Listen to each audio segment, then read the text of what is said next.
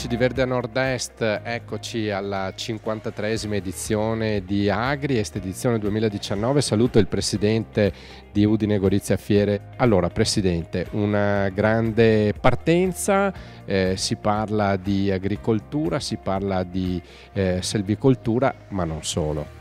No, si parla un po' di tutto quello che è il mondo agricolo, quindi stiamo parlando di agroalimentare, di viticoltura, di, come diceva lei, selvicoltura, e quindi complessivamente è tutto quello che rappresenta il territorio dello sviluppo del cosiddetto settore primario. Quindi siamo veramente orgogliosi, siamo arrivati alla 53esima edizione, come dicevo prima siamo partiti nel 1967 quando eravamo antelucani da questo punto di vista e quindi ci stiamo attrezzando per guardare quelle che sono le sfide del futuro. Una delle sfide del futuro è la sostenibilità, ma è anche la sicurezza in agricoltura, che è il tema del convegno inaugurale, Presidente.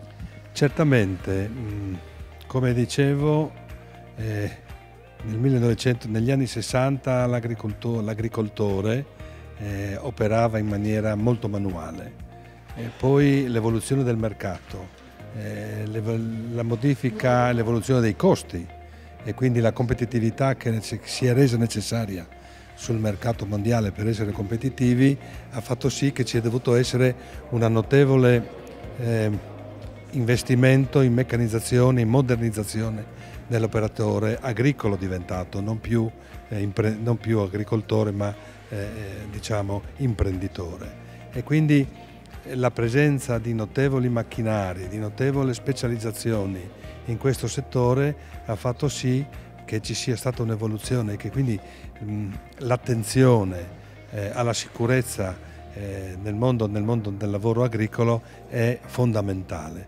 Come diceva prima all'inaugurazione il rappresentante della regione, dove diceva che lavorare in agricoltura non è lavorare in una catena di montaggio, quindi si deve lavorare 365 giorni. Le ferie sono qualcosa di molto aleatorio in questo settore. Ed è un grande lavoro quello che fate voi di Udine Gorizia Fiere, anche perché posizione strategica e un occhio di riguardo ai paesi esteri. Certo, nel 67 c'era la cortina di ferro e quindi i confini a nord-est eravamo noi. Oggi con l'Unione Europea 28, con l'apertura di Schengen e quindi il mondo globalizzato fa sì che lo sguardo e che quindi l'attenzione, le iniziative che vengono svolte vengono anche nei confronti non soltanto nel retroterra ovest di quest'area italiana, diciamo, ma verso anche quello che è l'est Europa, e quindi stiamo parlando di Austria, Ungheria, Slovenia, Croazia, e quindi questi mondi sempre più in questa integrazione sono importanti. Il lavoro di questa 53esima edizione è frutto dell'anno precedente. Adesso i nostri telespettatori stanno vedendo proprio nelle immagini che scorrono i padiglioni e gli espositori, però già si pensa al futuro. Che futuro si immagina il presidente Snider? Ma innanzitutto un futuro di sistema dove ulteriormente va incentivata l'innovazione.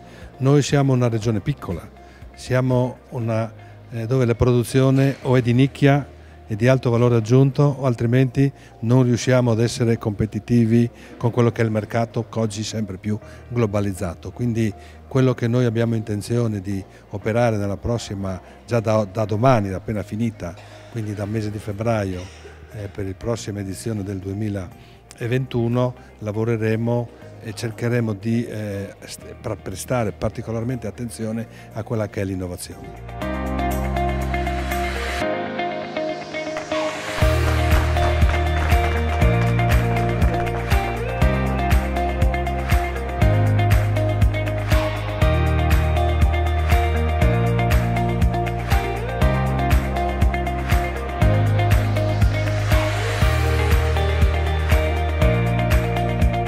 Ci ha raggiunti ai nostri microfoni e lo salutiamo, è la prima volta Verde a Nord-Est, quindi è davvero un piacere. Stefano Zanier, assessore regionale all'agricoltura e foreste del Friuli Venezia Giulia. Benvenuto assessore.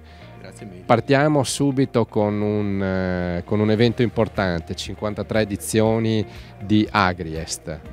53 edizioni di storia, perché Agriest ha in qualche modo segnato anche l'evoluzione del comparto agricolo, l'ha seguita, supportata, in alcuni casi anche spronata rispetto a quelle che erano le tendenze che derivavano, perché ricordiamoci che la parte della meccanizzazione, ad esempio, precorre i tempi rispetto a quello che è invece l'attuazione delle pratiche. Ma è importante specialmente perché è un momento di confronto, oltre alla parte della rassegna in sé, è un momento di confronto con gli operatori, un momento di incontro per cogliere quelle sfide che secondo me sono fondanti e fondamentali.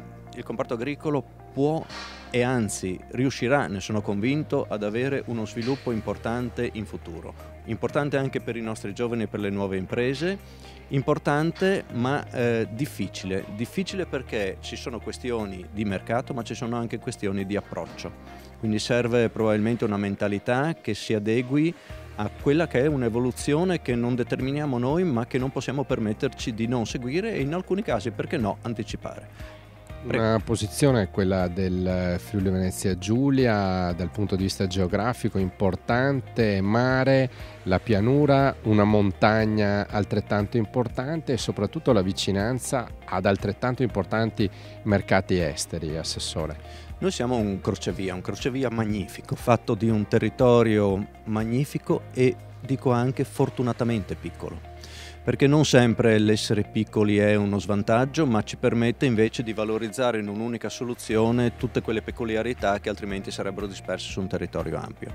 E certo, è un territorio che può dare dei risultati migliori quanto più elevata è la qualità del prodotto, sì, ma anche della promozione che riusciamo a dargli. Quindi questo è uno dei focus sul quale certamente tutti gli attori sono interessati. Poi è un crocevia tra la rimanente parte delle regioni ma anche degli stati confinanti, e quindi è un crocevia con modi e mentalità di sviluppo diversi dei quali non possiamo non tenere conto, perché alla fin fine noi dobbiamo renderci conto fino in fondo della forza che la nostra regione può avere, perché quando si è fulcro di qualcosa che gira su sistemi diversi, si è anche quella cerniera che può sfruttare i vantaggi di entrambi i modelli. Il confronto con l'Europa ha una sigla, un acronimo, PSR, Piano di Sviluppo Regionale. Sì, che nella realtà è un programma sul quale in questa fase c'è una certa difficoltà di comprensione, perché non capiamo ancora quali saranno le linee definitive a livello europeo, ovvero se avremo ancora dei programmi regionali o se avremo dei piani nazionali.